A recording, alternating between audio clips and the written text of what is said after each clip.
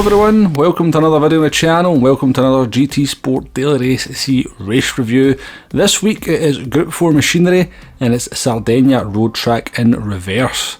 So let's take a look at the race settings for this one and address the elephant in the room because it's only 8 laps. It's obviously caused a lot of controversy over various GT Sport forums and discords, etc. Probably rightly so. The fact that it's a daily race C and the race is only 12 minutes long is very much an outlier for the normality of a daily race C. Throw in the fact it's only the racing hard tyres and the tyres only at times 6. It pretty much means that strategy is non-existent and this is very much just a 12-minute sprint. The tyre wear does just start to come into effect towards the very last lap, particularly for the FF cars, but regardless of that, it really is just a case of drive the car as hard as you can, as fast as you can, for the duration of the 8 laps. Okay then, into the racing action we go, and I'm going to actually feature this first race, which probably is one of the worst daily race C's or races I've done in Gran Turismo Sport in quite some time. Now the car we're in here is the Honda NSX. We're on the Womble Skipper account, that's our Oceania account.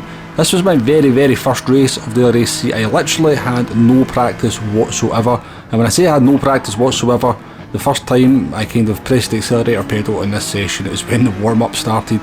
The reason we chose the Honda NSX because it was the first car in my Group 4 list that never had the windscreen banner across the top of the screen.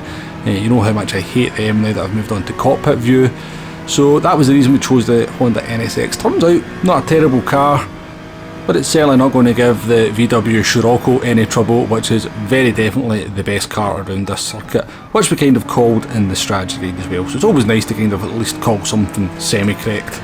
Anyway, this race is now underway. We're starting down here in P17. We never, as I said, had no laps whatsoever, so we kind of obviously never put a qualifying lap in.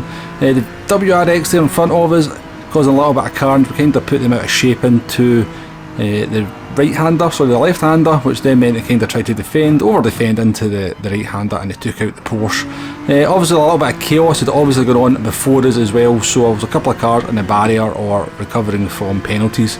So I actually made up 4 positions there. For a race that I've claimed is one of the worst races I've ever done, not too bad a start, but you're about to see the big old mistake, or the first of several mistakes we're going to make in this one. Getting a big slipstream off the Lexus down into turn number 1, didn't account for it, and we just followed the Lexus off the track as we carried far too much speed into turn number 1, and all that hard work and all those positions made up initially go down the Swanee, as they say in Scotland. However, once I kind of make a mistake, I very often find myself completely out of rhythm, and I think we've still got dirty tyres here as we go down into the tight left-hander, and the car just has no grip, won't stop, won't brake, and we're in the sand once again. So not a great start. The Lexus actually went off for a second time as well, so the Lexus that went off at turn number 1 actually went off at the next corner.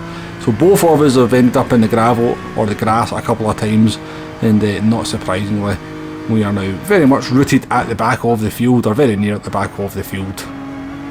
So can we recover from here? That is the question. Our friend in the Lexus still seems to have a little bit of trouble there, and they're trying to go round the outside in this corner. Probably not a great idea, particularly with that barrier. We kind of called it that the Lexus driver had obviously been watching the Formula 1 over the weekend, so we had no intention of leaving space on the outside.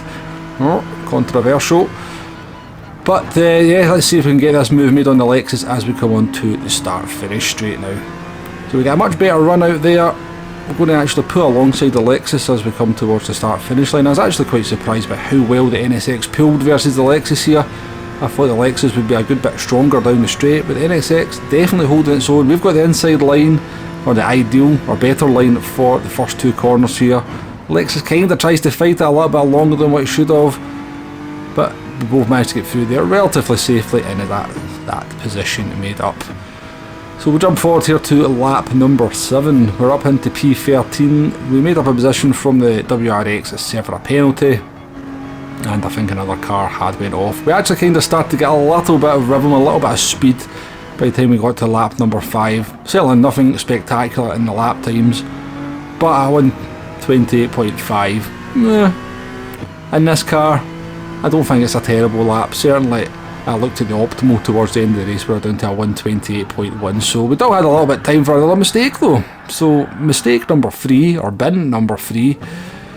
Fortunately though, it doesn't really cost us a position. We do get overtaken by the Scirocco behind us, but we then re-overtook them over the course of lap number 8, and we come home for a mighty fine P13 finish. Okay then, after a wee cup of tea, we still had time to set a couple of qualifying laps before we moved into race number 2. Yeah, a 12-minute race is not ideal if you're going to be streaming, but I have to say, when you're playing just in your own leisurely time, having a kind of a gap between races, I just sit and watch a video, make a cup of tea, make a sandwich before the next one starts. I wouldn't want to be in that position every single week, but I'm kind of enjoying it this week if I'm kind of honest. Anyway, onto the racing action we go. And we're starting in P8 in this one. We have a Bugatti Veyron in front of us. We're still in the Honda NSX. Can we make up some positions early on in this one? So the Bugatti Veyron's going to... it seems okay here. I actually thought we took a dive into the Veyron into this first corner, but I'm maybe mixing the races up. The Veyron is going to go for a little bit of a move into the left-hander here. He's going to have a bit of a compromised speed. Don't think we're going to be able to pull against a Veyron up the hill though, definitely not. Not in the Honda NSX. Quick look behind there, at least we've got a little bit of a gap behind us, so no pressure from behind so far.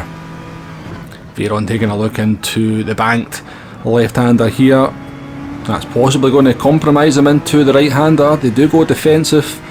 We're going to take a wider line. Can we get the cut back? Looks like we're going to try. Oh, there's a little bit of contact there. And the Veyron's gone off. I'm not sure whether that was a little bit of lag or whether they kind of hit the car in front of us. But we drive on regardless. Let me know what you think about that one in the comments. I'm not sure we were to blame there. As I said, we are playing in Australia. We're on the Japanese or Oceania server here, so there is possibly a little bit of lag with me playing in the UK. Maybe karma strikes though, because we then fall for the very annoying running wide on the last corner penalty. Fortunately, we'll only pick up 2 seconds rather than the 2.5. I've actually seen people pick up 3 seconds for that penalty. So serving that penalty does put us back down into P8. Not a disaster, it has to be said. For some reason, well, I guess I can understand, you're actually going to very slow speed when you serve the penalty here anyway. So even a 2.5 second penalty, it doesn't quite affect you as much as it would in some tracks. Possibly having the penalty gate on the start-finish straight would make the penalties a little bit more of a deterrent. So in P8 we are now, we're behind the Aston Martin of Marlborough in front. We've got a little bit of a queue of maybe, I think we can see up to P4 there. So potential for a good result is still on despite that 2 second penalty. Feeling a little bit bad now that I've watched that instant back with the Bugatti Veyron. I'll maybe need to take a look at the replay footage to see if I was to blame, or whether that was a mistake on my part. Although I do suspect it might have just been the lag, because it was a rather strange kind of instant. So getting a better run than the Aston Martin out of the tight left-hander there, but again we're not going to out-drag an Aston Martin up the hill, so we're just going to pull back into file. This is the kind of racing I really like, just sort of when you get in a sort of group of cars, everybody's kind of driving sensibly, respectfully, nobody's going for any silly moves, and it's all about kind of just staying in the queue, looking for your opportunities, going for an opportunity if it actually presents itself, instead of kind of just trying to make an opportunity or force an opportunity. But there is a little bit of courage about to ensure a car has served a penalty. There's a bit of a concertina effect there. The Aston Martins actually hit the Scirocco that was serving the penalty off the track. We make contact with the rear of them. Fortunately, we managed to stick within the slipstream there, but that is another position made up into P7 we are now. So jumping forward here to lap number 4. Looks like the Aston Martin managed to get in front of, that's another WRX. They're having a little bit of a difficult time here, having to go defensive into the right hand corner. That's maybe going to give us a run through this kind of very, very strange corner towards the last corner. Sometimes the car understeers here, sometimes it just seems to grip. It never seems to sort of do the same thing twice from what I can tell. So we've gone for the slow in, fast out approach into the last corner. The WRX looks like it's went for the fast in, slow out approach. That's going to give us a run. We've got a nice slipstream here. Obviously the NSX a little bit better than the WRX in a straight line as well. You're going to see we're going to blast past the Subaru fairly easy here. And as we get down towards the braking zone, the Subaru actually backs out. Very, very sensible of the Japanese driver. So up into P6, we've got the P4 and P5 up there, look like they're battling, so if we can get onto the back of them, there is a chance of a 4th position on play. The top 3 have obviously checked out by quite a distance at this point, so P4 is the best we could hope for, which wouldn't be too bad from P8. Jump forward here to lap number 5, the start of lap number 6. You can see we have caught up with, I think that's a Toyota Supra in front of us. Not a car you see too often in Group 4, but nice to see somebody drive it. So obviously we maybe just get a little bit excited here, because as we go into the fast right-hander, we just put a wheel on the grass there, and another mistake. I don't like making mistakes, and that's now 4 we've made it in 2 races. Thankfully we managed to catch that, not too bad at all. Decent reactions, I guess. Dirty tyres here as we go down into the left-hander. You can see the car scrubs wide, and we've got the Subaru that we overtook a little bit earlier, trying to go for a move round the outside. He's not going to be able to pull that move off though. We know the NSX is quicker down the straight line, and particularly as going to this uphill section here, the Subaru actually just falls back in line behind us. We've got the grip back on the tyres, so we're going to maintain at 6th position. Kind of did manage to get quite close to P5 by the time we came to the end of the race, but that mistake put paid to any hopes we had of getting that P4. At least we actually finished with a semi-sensible lap at the end. But a P6 from P8 with a mistake, but some good racing in there though, not too shabby. So after another cup of tea and another 14-minute wait for the next race to start, we never actually improved our qualifying time. We go into race number 3. This time we're starting down in P12. What can we do from P12? Let's see. So once again, starting behind the Japanese driver in the Bugatti Veyron, persevering with that car for another race. Quite a brave choice, I must say. I quite like the Bugatti Veyron, but in a handling technical circuit like this, I can't see it being the best car. Certainly has some pull down the straight. You can see it dropped us as the race got underway, with the concertina effect of turn number 1 and 2, and turn number 3 here means we catch right back up. So the Ferrari and the Veyron are having a little bit of a set to, and we again we've made contact with that Veyron once again, and we're going to go for the move round the outside. The Veyron driver actually giving it up. We do give some room on the inside just in case they kind of left their nose in there. Again, maybe slightly controversial on my part. Again, could just be a lag. But we definitely made contact with that Veyron once again in the course of making an overtake. Now the Veyron does have a good run here up the hill towards the left-hander, but decides to back out, which is good for us because we are much faster through this section of the track. So we kind of caught up with the Ferrari, and we basically followed here in a nice queue of cars, I think all the way up to P2, P3, P2, something like that. All the drivers driving very sensibly, nobody making any kind of silly moves again. I love to see that kind of racing where there's a lot of respect on show. We are going to make up a position here though. I think that's a BMW that's put it into the wall. Maybe just caught the sand on the outside. Very easy to do. That kind of cambered corner really does encourage you to get on the throttle.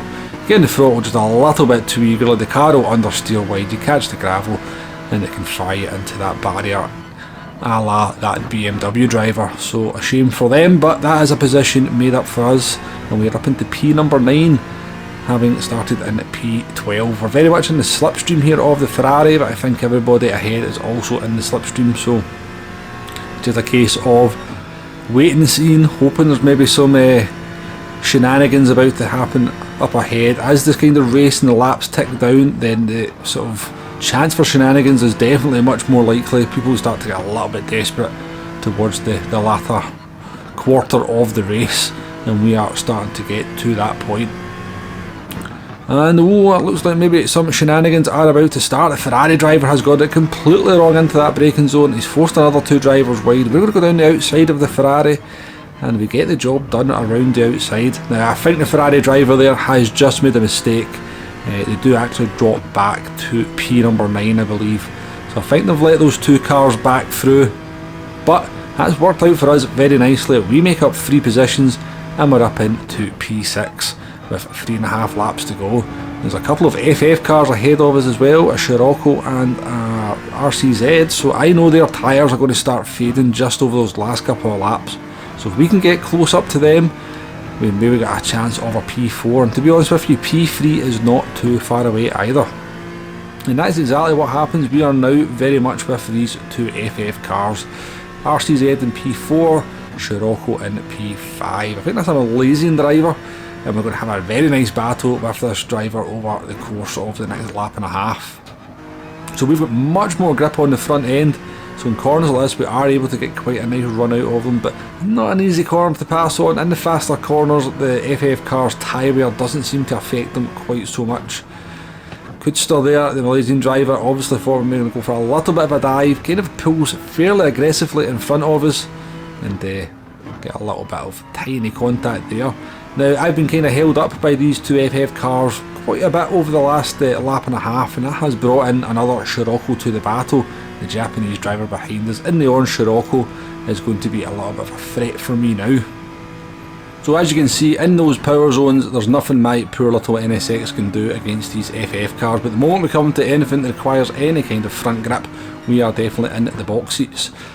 Too much in the box seats, to be honest with you. I was really having to kind of hold off pressing the throttle, as these FF cars really struggle to get on the power and carry any speed through the corners.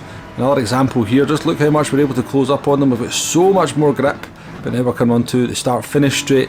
There's very little chance we can do anything about them.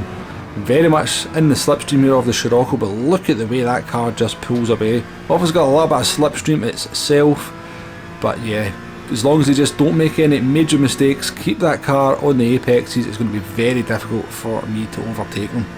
I'm going to have a very nice battle with the Malaysian driver here at Coodster. Now, very hard racing.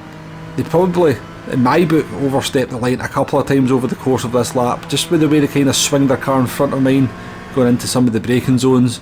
So we do go for the move down the inside here, we actually get that executed, but because of the line we took, we were kind of compromised on the exit. We're going to have to go defensive down in here to the left-hander. Not the ideal line, we've not had a good exit here either, and we've lost the slipstream of that RCZ. And I can just see that Scirocco with its power just blasting straight past me. So all that hard work to make the overtake in the corners, get a good exit, and it's just as easy as that for the Scirocco to get back past us. Now Coodster here is really going to struggle in these corners, so we are going to kind of try and carry more speed round the outside and maybe go for a look down the inside to the right-hander, but he's got that one covered. Quite aggressive defending, but I would say definitely within the rule book, and actually giving us a little bit of space on the exit there as well. Lando, Sergio, take note. And I kind of gave the battle up here because I knew even if I could get in front of them into the start-finish straight here, they would just out-drag me down to the start-finish line. But a nice battle with these FF cars. Coodster actually going to have a little bit of a look here at the RCZ. Getting a little bit naughty, a little bit touchy-feely there, guys. But yeah, good hard racing with these guys. Actually, really enjoyable racing all round. I actually surprisingly enjoyed this race a lot more than I suspected I would. To be honest with you, this is exactly what race B should be every week. A 12-minute race with tyre wear having minimal effect but being present. So if you've maybe avoided this race, I would suggest jump in. There is some very good racing to be had. It's just a shame it ends just a little bit too soon. But yeah, and yeah, that wait for the next one can be frustrating, but you know, you've got to make the best of what we've got. This is what we've got this week. It looks like it's not going to change. Anyways, if you've enjoyed the video, please hit that like button and please hit that subscribe button. If you've made it all this way to the point of this video, then thank you very much for watching, and I shall see you on the next one. Goodbye now.